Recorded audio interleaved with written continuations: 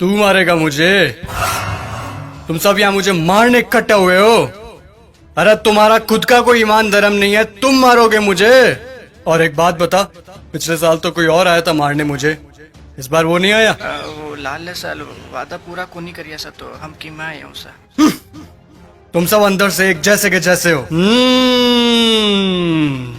ठीक भीड़ इकट्ठी हुई है मुझे मारने के लिए आज। मैं माता सीता को लेकर गया था, इसीलिए मारने के लिए इकट्ठे हुए ना तुम सब आज। हाँ, मैं मानता हूं मेरी गलती, लेकिन माता सीता को किसी कारागृह में नहीं, सबसे उत्तम वाटिका थी उसमें रखा था मैंने। और हाथ लगाना तो दूर, गलत नजर से देखा तक नहीं था मैंने माता सीता को। और तुम्हारे यहाँ छोटी छोटी बच्चियों को दरिंदे उठाकर लेकर चले जाते हैं, उनके साथ रेप करते हैं। उनको तो तुमने कभी ऐसे इकट्ठा होकर जलाया नहीं। वो दरिंदे क्यों खुलेआम घूम रहे हैं आज भी, मुझे ये बताओ।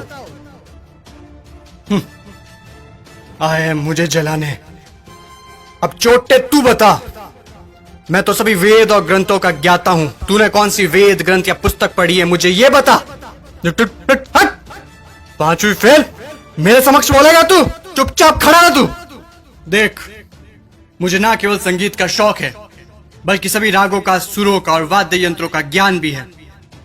तुझे क्या ज्ञान है वाद्य यंत्रों के बारे में? ये मारने आया है मुझे। अब तुम लोग सुनो, मेरे जैसा महादेव का भक्त ना तो कोई हुआ है, ना मेरे जैसा महादेव की भक्ति किसी ने की है। और तुम लोग, तुम्हारा भी कोई जमीर नहीं है। भगवान पलटते समय नहीं लेते तुम। काम हुआ तो ठीक, तो चलो महादेव के पास, हुए तो चलो महादेव के, नहीं हुए तो चलो इस बार बालाजी के चलते हैं। क्या हुआ? गुस्सा आ रहा है मेरे ऊपर? तुम लोग मेरे बारे में क्या सोचते हो मुझे कुछ फर्क नहीं पड़ता, लेकिन एक बात कान खोल के सुन लो, मैं चाहे कैसा भी हूं, लेकिन तुम्हारी इस मंत्री जैसा कदापि नहीं हूं मैं। मेरे राजपाट में जनता प्रसन्न रहती थी, खुश रखता था मैं उन्हें। इसकी तरह पटाखों की चोरी कभी नहीं की मैंने। बोलूं, बता दूं सभी को, ये दुष्ट, ये तुम्हारा मंत्री दुष्ट एक नंबर का, ये कागजों में लिखता है कि रावण दहन के लिए 50 पेटी पटाखों के लगे, और लगा था 5 भी नहीं है, ये सब इसके घर पे जा रहे हैं। और तुम लोग क्या कहते हो? बुराई पर अच्छाई की जीत। कहां हुई, कहां हुई बुराई पर अच्छाई की जीत? जब तक तुम्हारे मन में चोरी, गद्दारी, लालच, वासना, द्वेष, अहंकार जैसी भावनाएं जीवित है, बुराई कैसे मरेगी? बुराई मर ही नहीं सकती। तुम लोग मुझे खत्म करने आए हो ना?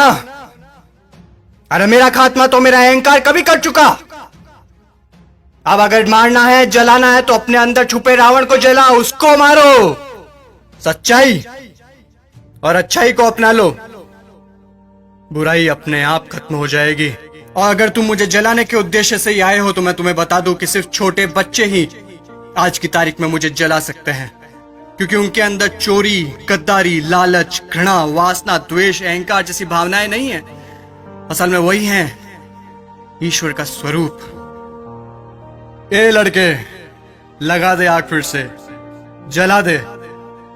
अगले साल फिर आऊंगा मैं जलने के लिए, लेकिन अगले साल मैं देखूंगा कि आप लोगों ने अपने अंदर के रावण जलाए हैं या नहीं।